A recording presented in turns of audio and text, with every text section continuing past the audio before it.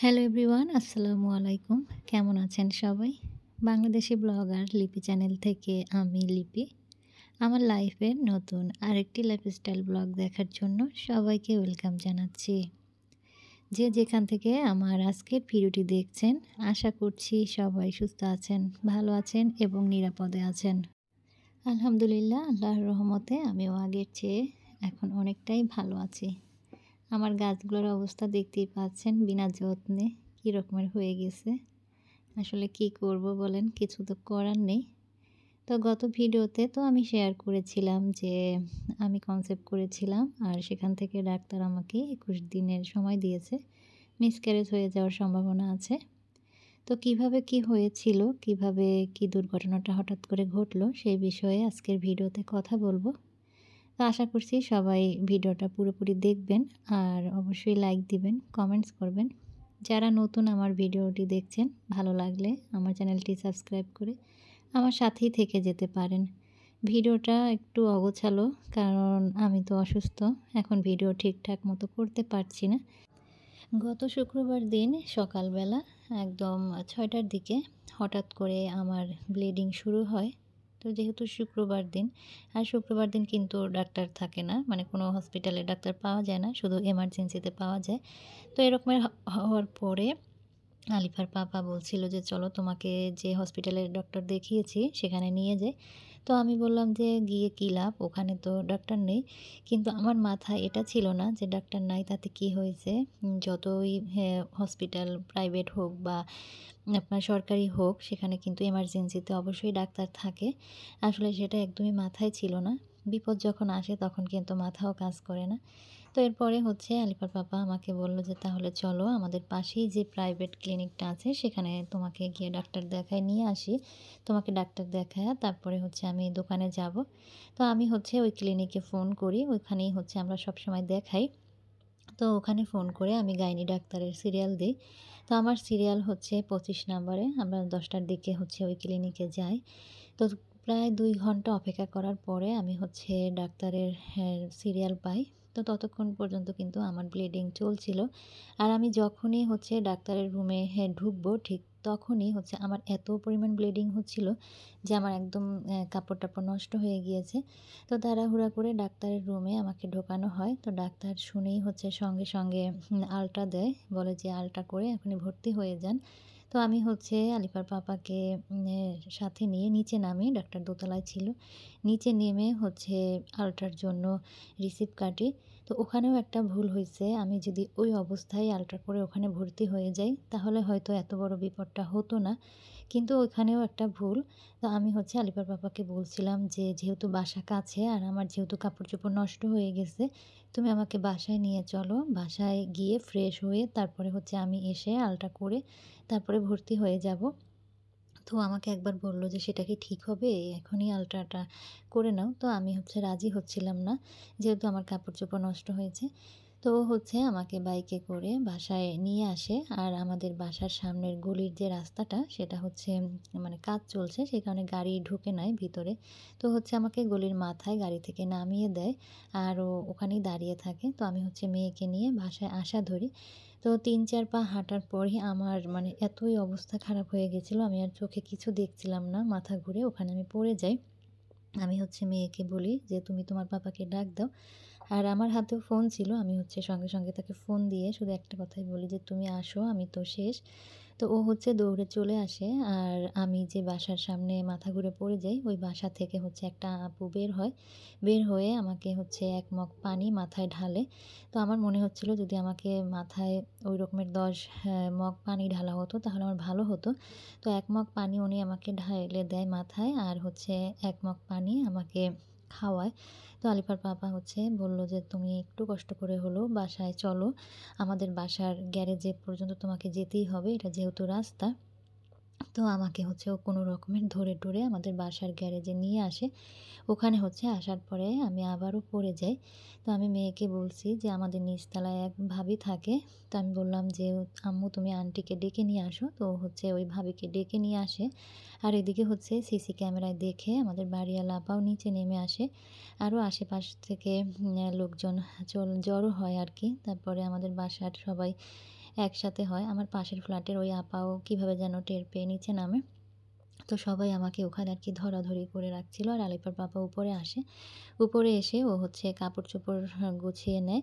মানে আমার ওখানে বসে এমন অবস্থা হয়েছিল যে আমার যে বাড়িওয়ালা আপা, আমার যে পরিচিত ভাবিরা কেউ আসলে বুঝতেই পারে নাই যে ওখান থেকেই আমি আরকি বেঁচে উঠবো। যে ভাবছিল যে ওখানেই হয়তোবা আমার দমটা বের হয়ে যাবে।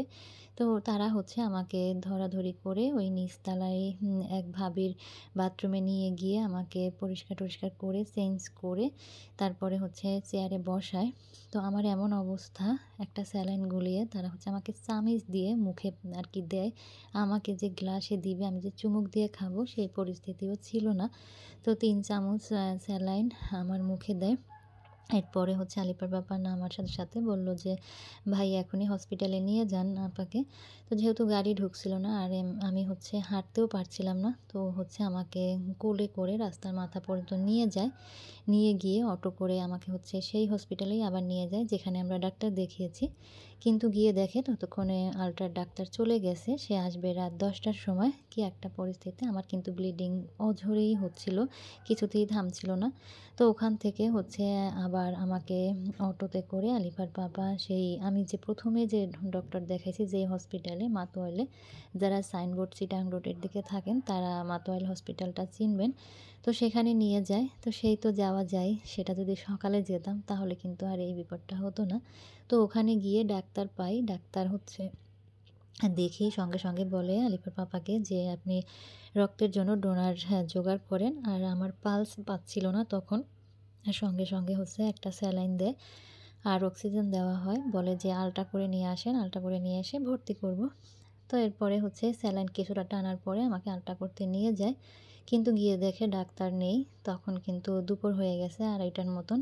তো ডাক্তার না থাকার কারণে ওখানে হচ্ছে আমাদের ১ ঘন্টা অপেক্ষা করতে হয়। তো এরপরে আমার অবস্থা দেখে ওখান থেকে ফোন করে ওই আল্ট্রার ডাক্তার নিয়ে আসা হয়। তো আল্ট্রা করে এরপরে রিপোর্ট দেয়। রিপোর্ট দিয়ে আমরা হচ্ছে আবারও ওই হসপিটালে যাই। তো এরপরে ডাক্তার দেখে, ডাক্তার দেখে বলে যে, "ভর্তি করান এখনই।" তো এরপরে আলিফার বাবা কিন্তু একাই সবকিছু করছিল আর হসপিটালের বুয়াদেরকে নিয়ে। তো হচ্ছে আমাকে বসায়া ভর্তির জন্য যায়। তো এদিক হচ্ছে আমি আর বসে থাকতে পারছিলাম না। আমার অবস্থা তো খুবই খারাপ। তো আমি হচ্ছে ওখানের এক খালাকে বললাম যে, "খালা, আপনি আমাকে একটু শোয়ার ব্যবস্থা করেন। আমি কিছুতেই আর বসে থাকতে পারছি না।" তো খালা হচ্ছে একটা রুমে নিয়ে আমাকে শুইয়ে দেয়। আর আলিফার পাপা যায় ভর্তির জন্য। এদিকে আমার বাসা থেকে হচ্ছে ২ জন ভাবি আলিফার পাপার সাথে যোগাযোগ করে আমাকে দেখার জন্য যায়। আর আলিফা কিন্তু ওই ভাবিদের কাছেই ছিল।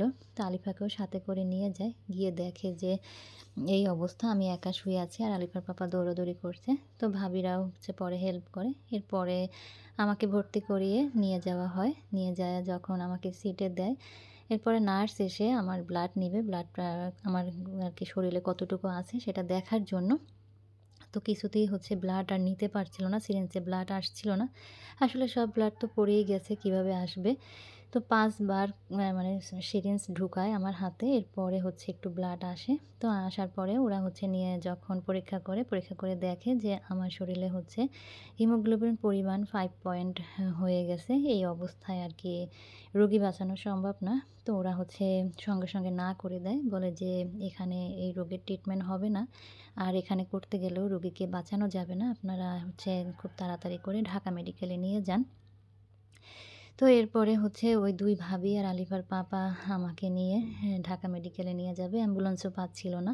তো একটা মাইক্রো ভাড়া করে, আর ভাবিরা তো খুব ঘাবড়ে যায়। সাথে আলিফার পাপাও খুব ঘাবড়ে যায়। যেহেতু ওনারা এরকম একটা কথা বলছে যে আপনাদেরকে রোগীকে আর বাঁচানো যাবে না। তো এরপরে হচ্ছে আমার বোন আর দুলাভাই আসছিল শুনে আ আলিফাকে নেয়ার জন্য। আর আমার মাকেও তো ফোন করা হইছে, বাড়িতে ফোন করা হইছে। মা গাড়িতে যে আসবে সেটাও সম্ভব না। কারণ মা তো গাড়ি জার্নি করতে পারে না, যেহেতু একা আসবে। তো মা হচ্ছে সন্ধ্যায় লঞ্চে উঠবে। ওদিকে আমার বোন দুলাভাই কেরানীগঞ্জ থাকে, ওরাও আসে। এসে দেখে যে আমাকে হচ্ছে ধরাধরি করে মাইক্রোতে আরকি তুলছিল, যেহেতু অ্যাম্বুলেন্স পাচ্ছিল না। তো এরপর তো খুবই সিরিয়াস অবস্থা। আপু যখন আসে দেখে যে আমার হাত পা পুরা ঠান্ডা হয়ে গিয়েছে। মানে কোনো ইয়াই নাই আরকি শরীরে। আর একদম নখ-টখ একদম সাদা। তো এই অবস্থায় আমাকে মাইক্রো করে ঢাকা মেডিকেলে নিয়ে যায়। আর ওই ভাবিরা তো আমার সাথেই ছিল, আমার বাসার ২ ভাবি দোয়া দরুদ পড়তেছিল। তারা তো ঘাবড়ে গেছিল যে ঢাকা মেডিকেল পর্যন্ত হয়তোবা পৌঁছাতে পারব না। এর আগেই হয়তোবা সবকিছু শেষ হয়ে যাবে। তো শুক্রবার যেহেতু রাস্তায় একটু জ্যাম কম ছিল, এই কারণে পৌঁছাতে পেরেছি। তবে একদমই যে জ্যাম ছিল না সেটা না। পরে ঢাকা মেডিকেলে নিয়ে যখন আমাকে ট্রলিতে করে নিয়ে যাওয়া হয়, তখন আমার আর কোনো কিছুই দুনিয়ার খবর ছিল না। তো সঙ্গে ঢাকা মেডিকেলের ইমার্জেন্সিতে নিয়ে যায়। তো ডাক্তার দেখে তো খুব রাগারাগি করে আমার বোনকে, আমার হাসব্যান্ডকে, যে রুগীটা এনেছেন একদম মেরে তারপরে রুগীটা এনেছেন। আপনারা কি লেখাপড়া জানেন না? এরকমের ভুল কিভাবে করলেন? ১ ঘন্টার মধ্যে হচ্ছে ব্লাড জোগাড় করেন। তা না হলে কিন্তু রোগীকে বাঁচানো যাবে না। আর যদি বাঁচানোও যায় সে কিন্তু কোমায় চলে যাবে। তো ওরা বলল যে আমাদের সাথে তো ডোনার আছে। তো বলল যে ডোনার দিয়ে কাজ হবে না। এদিকে কিন্তু আমার ২ হাতে ২ টা স্যালাইন দিয়ে দিয়েছে, ইনজেকশনও দিয়ে দিয়েছে। তো এরপরে আমার দুলাভাই আলিফার পাপা ছোটাছুটি করে ব্লাডের জন্য। ব্লাড ৩ ব্যাগ ব্লাড নিয়ে আসতে বলছে। একদিকে আমার ব্লাডিং মানে কিছুতেই বন্ধ হচ্ছিল না। তো বারবার ওই ভাবিরা, আপুরা, আমার আপু গিয়ে ডাক্তারকে বলছিল। পরে বলল যে, "এই অবস্থায় যদি কিছু করতে যাই তাহলে আপনাদের রোগী বাঁচবে না। আগে ব্লাড দিতে হবে তারপরে।" তো এরপরে হচ্ছে ব্লাড নিয়ে যখন আমার শরীরে দেয় তখন রাত 10:30 বাজে। তো ব্লাড অর্ধেক যখন দেওয়া হয় তখন হচ্ছে ওরা আমাকে ওটিতে নিয়ে যায়। ওটিতে নিয়ে যায়। আমাকে ওটিতে ঢুকানোর পরে হচ্ছে আমার বোনকে ডাক্তার বলেছিল যে, "সব পরিস্থিতির জন্য আরকি আপনারা প্রস্তুত থাকেন। যেকোনো সময় একটা বিপদ আরকি ঘটে যেতে পারে।" তো আমি কিন্তু সেই কথাটা নিজের কানে শুনেছি। তো তারপরেও হচ্ছে আমি নিজেকে শক্ত রেখেছি যে, "না, আমাকে এখান থেকে বেঁচে ফিরতেই হবে। আমার বাচ্চাটার জন্য বেঁচে ফিরতেই হবে। আমার বাচ্চাটার কী হবে?" তো ৩ ঘন্টা হচ্ছে আমার ওটি করা হয়। আমি শুধু আল্লাহ, আল্লাহ করছি আর দোয়া পড়ছি আর কিছুই না। তো ৩ ঘন্টা পরে ওটি শেষ করে আমাকে অবজারভেশনেই ওখানেই রেখে দেয়। বুয়া এসে বারবার বলছিল যে রুগীটারে হচ্ছে নিয়ে যাইয়ে সিটি দেই। কিন্তু ডাক্তার কিছুতেই দিচ্ছিল না। বলছিল যে না, উনার হ্যাঁ, হিমোগ্লোবিন যেহেতু 5 এ ওনাকে এখনই বেডে দেওয়া যাবে না। তো একটু পরপর হচ্ছে প্রেশার, পালস চেক করছিল। আমার যখন ওটি করা হয় তখন আমার পালস আরকি বেড়ে গেছিল হুট করে। এরপরে হচ্ছে রাত যখন ৪টা বাজে তখন হচ্ছে আমাকে বেডে দেয়।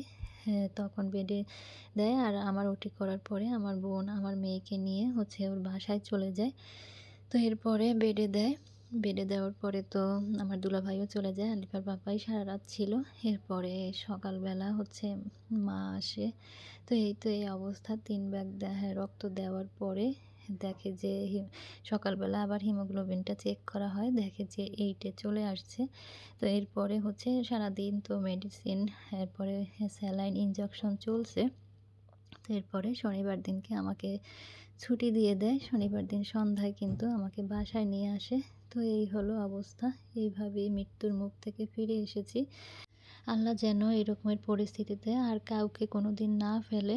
আর সবাই আমার জন্য দোয়া করবেন, আমার পরিবারের জন্য দোয়া করবেন। খুব তাড়াতাড়ি যেন আমি সুস্থ হয়ে উঠতে পারি।